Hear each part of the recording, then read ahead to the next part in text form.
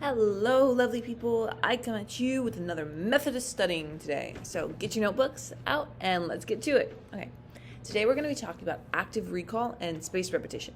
In order to talk about spaced repetition, I have to first talk about active recall. So start with the obvious question. What is active recall? Active recall is a study method that uses retrieval and repeating testing to improve memorization, understanding, and recall. Evidence for active recall is there. It has been proven by several studies. And in 2017, meta-analysis study involving 118 other studies showed that retrieval practice, active recall, is an effective learning strategy. So now that we know that it works, why does it work? The main idea behind active recall is really simple.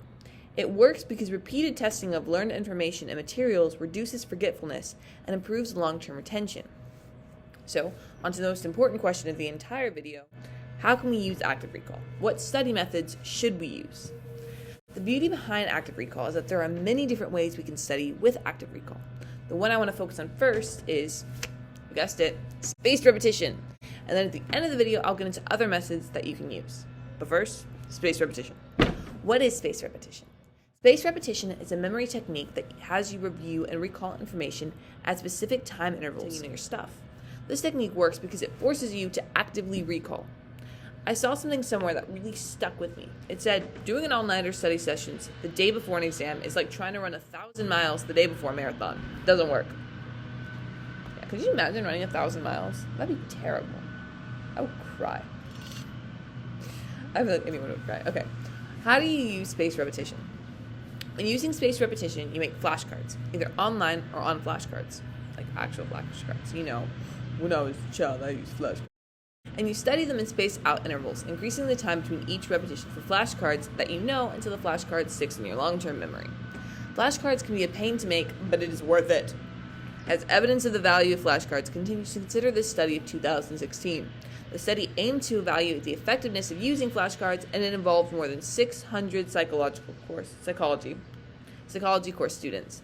The results showed that students who used flashcard-based studying performed significantly better on exams than students who did not use flashcards. So use flashcards because they're good for you.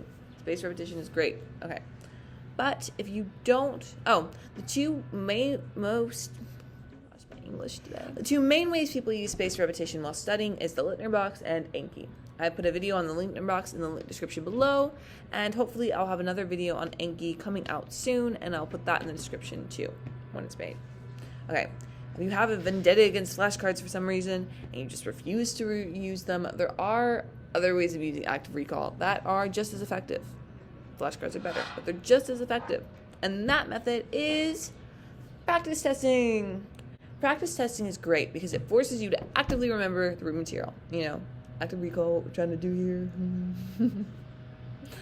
The best way to practice testing is by making your own study questions. It works so well because it not only helps you in knowledge retention, you're more likely to remember cards and questions you make yourself, but it also helps you make pre-existing connections in your memory. Think about it. If I asked you this question, what is an imaginary number? And my answer was, an imaginary number is a number that is expressed in the terms of the square root of a negative number, usually the square root of -1, represented by I or J. You would get bored. I don't even remember what I just said. Don't do that. Make questions that you're going to remember. And when I make questions, I like to use weird words. So if I was going to do this, which I would say, what is an imaginary number?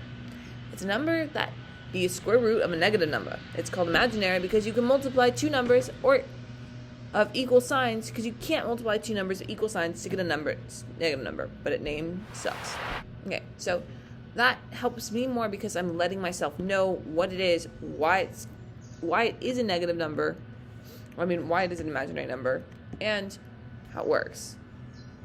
But if you're feeling really, really lazy and you don't want to make your own because you suck, you can try and find practice problems and tests by looking in your teacher's slides, asking your teacher, going through lecture notes for examples that maybe you didn't cover or you did cover and you don't remember. Or looking up the topic you learned on Google with practice tests beside it or practice questions, and then you should get a ton of answers. Some of them are not going to be useful, some of them will be. But the best thing you could do is make your own questions. Okay, but that's all I have on spaced repetition and active recall. If you guys know any information I'm missing, let me know. We are on a journey to help each other, so you guys have to tell me if I'm missing anything. Now, I go to set you free. Go use your ninja note-taking skills and crush those notes. Steal that A+ and leave them wondering how you got there. That's a joke. Don't leave them wondering. You teach them your ninja ways, and then maybe you can make friends and take good grades. Okay, bye.